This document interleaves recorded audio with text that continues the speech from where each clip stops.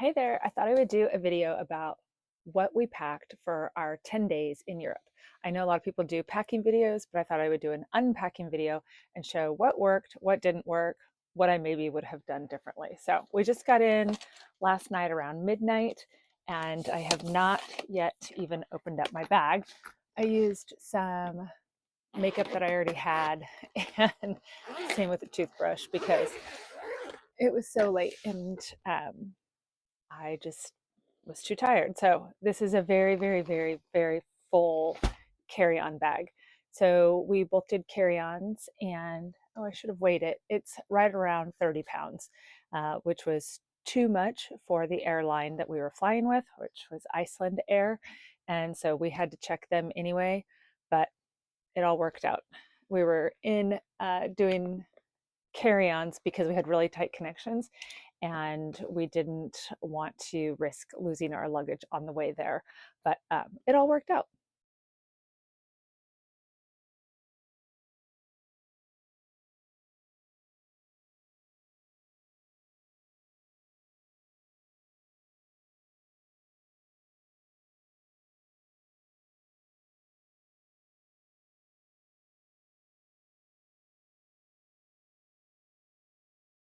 Okay, so one of my biggest concerns, and maybe yours too, is what shoes should I wear?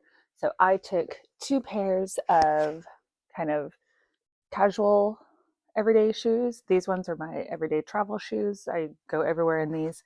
And then I brought these as a second pair just in case my feet got tired. And then lastly, I brought a pair of flats that kind of had a little bit of detail to them. If I were to do it again, I would probably pick just one neutral pair of everyday casual shoes and maybe a pair of ballet flats that were just a little bit lighter weight wise and not quite so bulky. While I did wear these several times, they were a little chunky. So there's no tennis shoes like your Hoka's or your New Balance shoes. Maybe in the airport and traveling, but just walking around town, everybody. I did look because I was concerned. Mostly Sambas and or kind of the dad shoe, which I know is very in right now. So some people have that on, and that is with suit pants, that is with jeans, that is with just about everything. And then my next concern was outerwear. So just layering. Again, we're there in the springtime, so a lot of varying temperatures. Definitely double check the temperatures because what the app may say what it is out versus the feels like temperature caught us off guard a couple of times. So layering's definitely the name of the game. I think that probably goes for all the times of the year. So I had just this outer layer kind of jacket. I will say it was probably a little casual, but it worked. I mean, it worked. It was really comfortable. I also had a packable uh, kind of down like, but more on the spring side of things. So it wasn't necessarily sporty, but more of a longer cut, but still warm for some of those cool mornings. Um, my big coat with a scarf and then a black blazer. So this actually came in handy quite a bit. And I wore it more often than I thought. I packed it initially just for dressy, but wore it more than I thought I would. A couple of things to note that when we went to a couple of restaurants and we went to two Michelin star restaurants, which I know not everybody does, but we did happen to end up with two very fancy reservations. And I looked online to see what their dress code was, and they called it smart casual. So again, more of the blazer jacket, more of whether it be a skirt or a dress, that sort of thing, which I probably would have packed a dress if I knew it was going to be warmer weather out. And again, I could get away with the ballet flats. So a layering jacket, really, really helpful. You can wear a base layer shirt or and then a sweater and then wear a blazer on top of it. And then if you got too warm, just take the sweater and drape it on your shoulders. That was a very common look over there. And this could be dressed up or dressed down. You could wear it with jeans. You could wear it dressed up with like your flats or even a pair of tennis shoes. But again, just casual. I got these pants right before I left. they were probably one of the best things. That way I'm not wearing jeans. Denim's not really common over there. Definitely no denim with holes. So kind of chino-like pants in any color were probably one of the most widely noted bottoms. And yeah, so let's see what else we have here. Everything that I have is, you'll notice, goes with everything else. So a lot of the same colors. I took sweaters, and I think it just depends on the time of year you go, obviously. So I took 4 sweaters, white, and white, black, and a camel color. So those were kind of the base colors of everything that I took. I did have jeans. I did wear them. Um, I had a black pair and a denim pair. These black pair look more like a pair of black pants. Again, I could wear that jacket, the blazer with this, or even this little casual jacket, any sweatshirt. Everything kind of went together. One thing that I did try to wear often were t-shirts. It was just too cold. I used it as a base layer, and quite honestly, nobody really wore t-shirts. So this was just a little sweater top. It was just too cold for it. So I did not wear that. I did take a pair of linen pants. Thought this would be a good idea. Only wore them once. So I don't know that I would have packed those again either. And um, let's see. Oh, it's a t-shirt that we bought. And then I took this red silk little slip skirt to, again, wear with these. I could put the blazer with it, black sweater for a dressier night.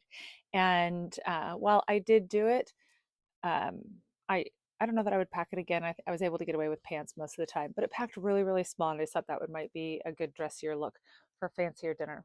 Um, Highly recommend a white shirt. I could wear this underneath a sweater, again, a layered look, and then, whether they be black jeans, blue jeans, and, a neutral shirt or shoe. Um, Definitely a white shirt to go under anything. More of a white collared shirt. This one's linen, but you could use more of a cotton dress shirt. It was a very, very common look as opposed to a t-shirt, definitely. I had 2 pairs of pajamas. Um, we did laundry halfway through. So we found a laundromat, just Googled it, and went and took everything. We had a laundry bag and took everything over there halfway through. And so I wore these for a couple nights each, did laundry, got a couple more nights out of each of them.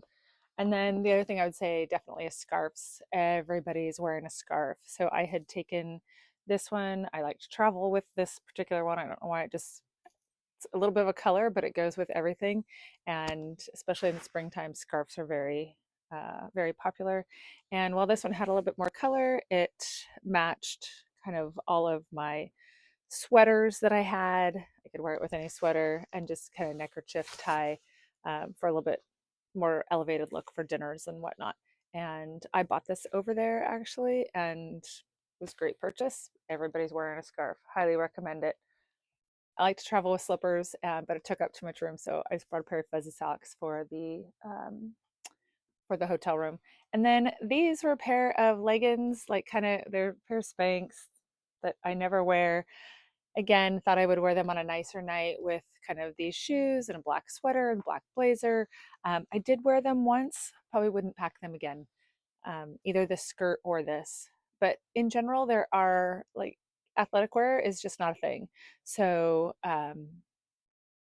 any of your workout clothes, I had that one sweatshirt. Where'd it go? It's this exact sweatshirt, but that I traveled in.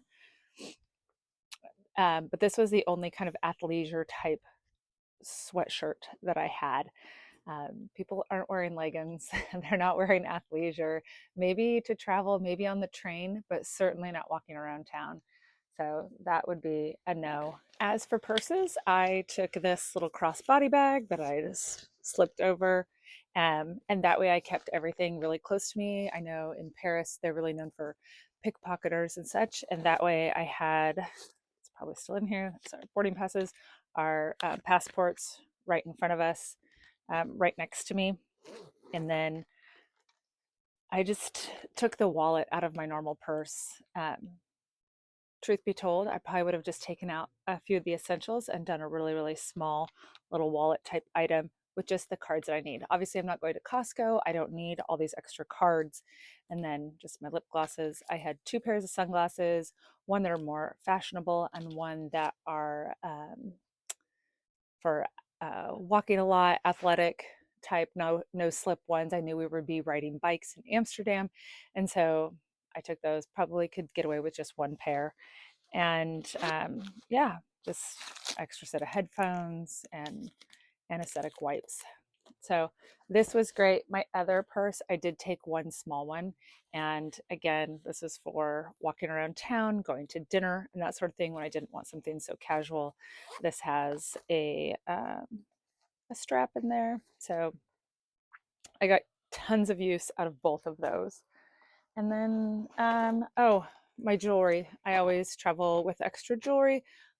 Didn't need any of this. I wore the exact same jewelry I have on right now, my ring, my necklace, my bracelet stack, and I had the same earrings in the entire time. I didn't change anything and probably didn't need to, or, wasn't going to change my watch band. I always travel with extra of those, extra bracelets, extra, earrings and that sort of thing. It just really wasn't necessary. I had one good staple pair that went with everything. So I have a couple belts in here, extra bra, that sort of thing. So that's what I packed. I got it all in, and yeah, I probably would have made very few changes. Maybe one different pair of pants, and maybe one more layering jacket, and would have ditched a couple of the other things that I had. But other than that, that's what I did. And like I said, everything kind of mixed and matched. And I had a few color pieces in there. And I never felt like I didn't have anything to wear. Okay, I did make a few notes about things I wish I would have packed. So in my day pack, I wish I would have had some more like portable hand sanitizer wipes. So we were on the trains and obviously the plane and whatnot, and a lot of those surfaces probably could have used a wipe down. And I noticed that when we got food to go, they would give you like one napkin, and I'd go up for more, and there wasn't more napkins. I didn't really know how to ask for a napkin. And so we just went without a lot of times. I probably would have had a few more just hand wipes in my day pack. That would have been helpful. Um, oh, an AirPlay device. I don't know if you know what that is, but it has the ability to put into like whether you're on a train or an airplane and you don't have corded headphones. It's just a little device that goes into the auxiliary outlet on on the train or on the plane, and then you can connect your own, whether you have AirPods or over the ear headphones that have Bluetooth signal to that device. So that would have been really helpful, just so that you could lay down or move and you weren't corded with an old pair of corded headphones.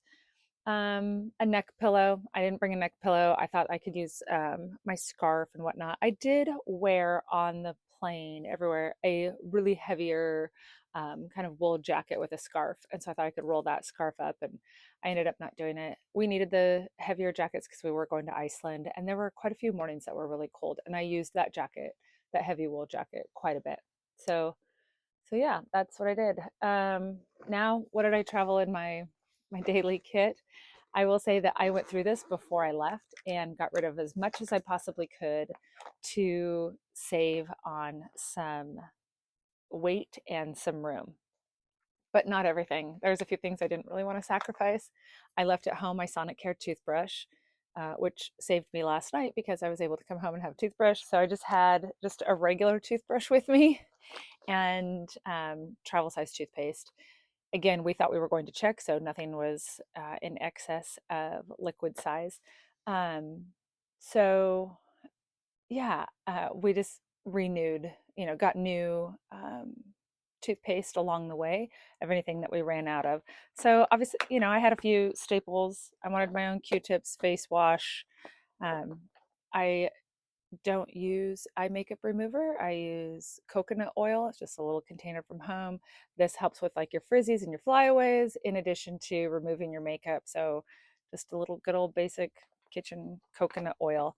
And then A lot of my products are in stick form, so eyeshadows and blush or bronzer and that sort of thing. Everything's in more of a putty or stick form. That way things aren't breaking. I did bring one palette with me, and yep, the mirror broke this time.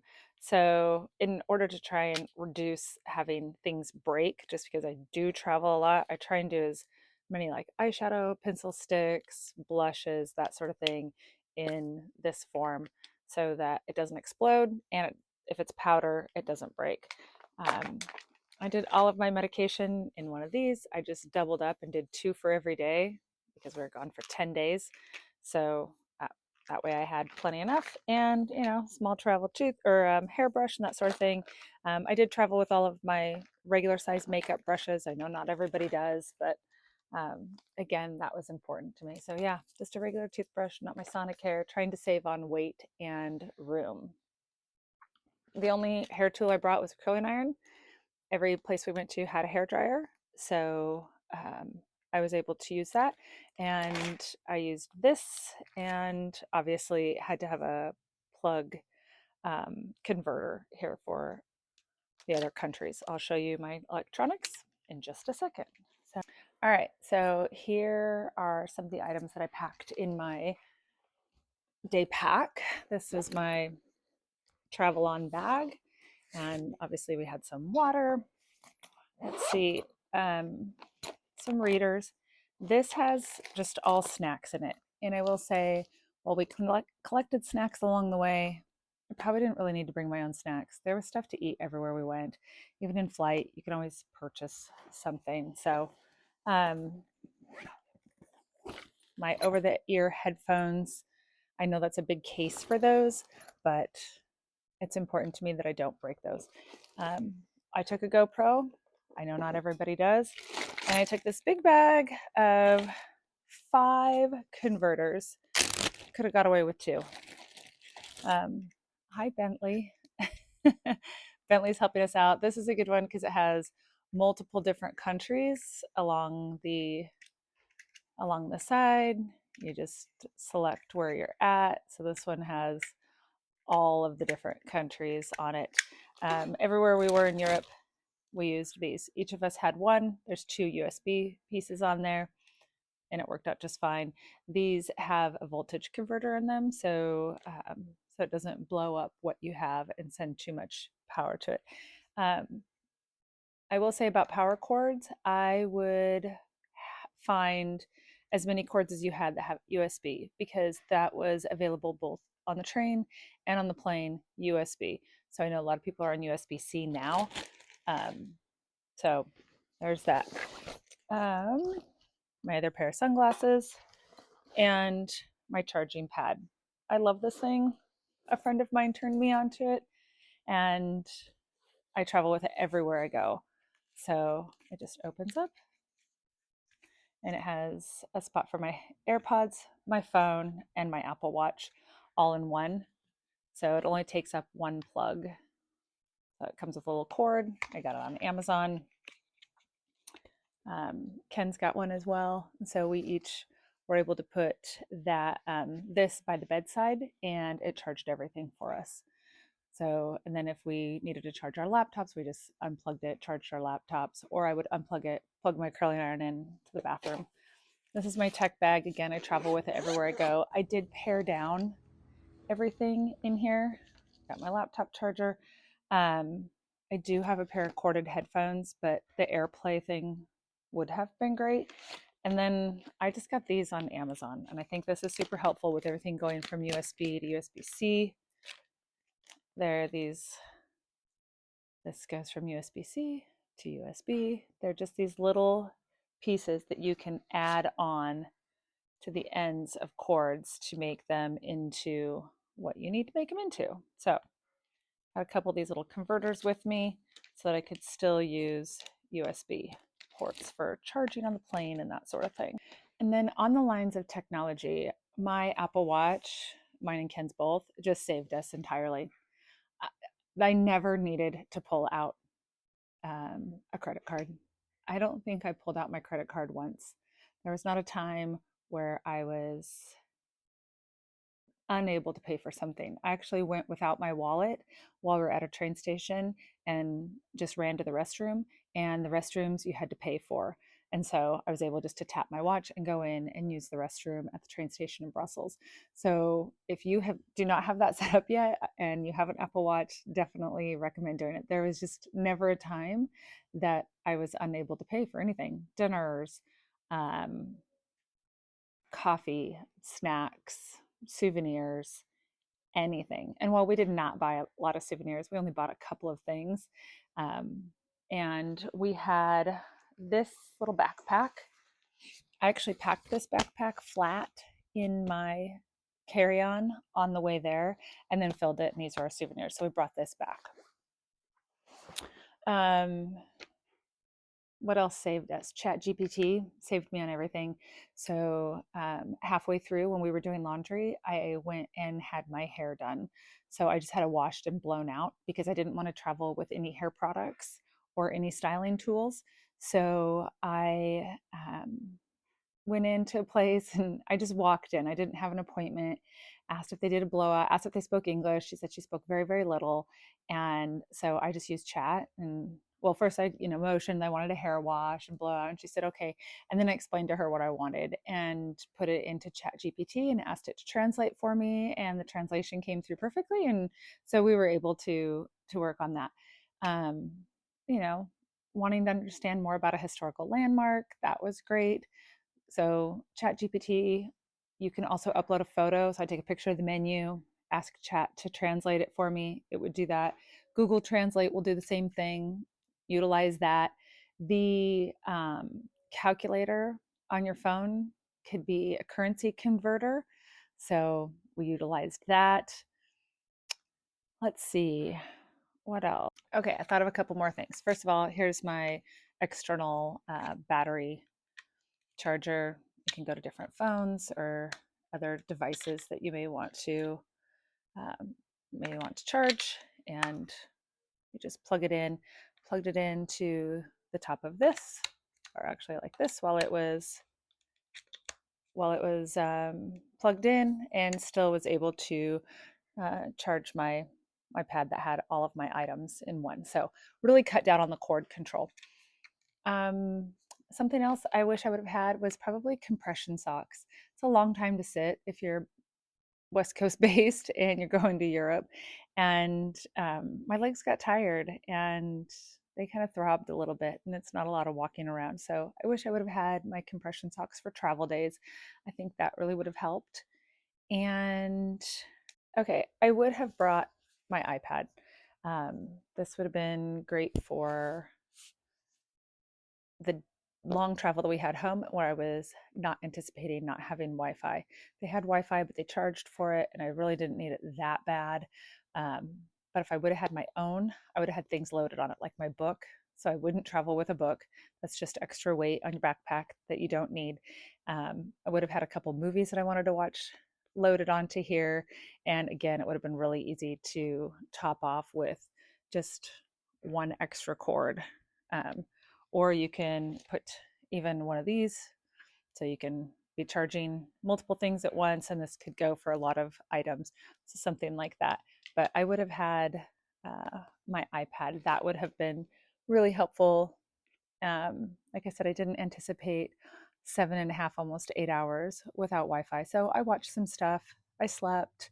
One of the items that we did find at one of the airports were little mini bottles of NyQuil. We're both fighting colds that we got. So having a little NyQuil or NyQuil Z's really helped make sure that we got some extra sleep while we were traveling in air. And sometimes it can be really hard to fall asleep. So I thought that that was good. I would probably do that again, cold or not, just to help fall asleep. But overall, it was a pretty uneventful travel there and back.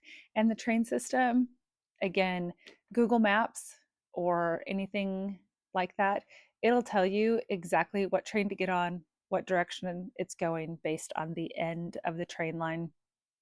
And then once you leave that platform, it'll tell you where to go to get on the next train. So that saved us entirely.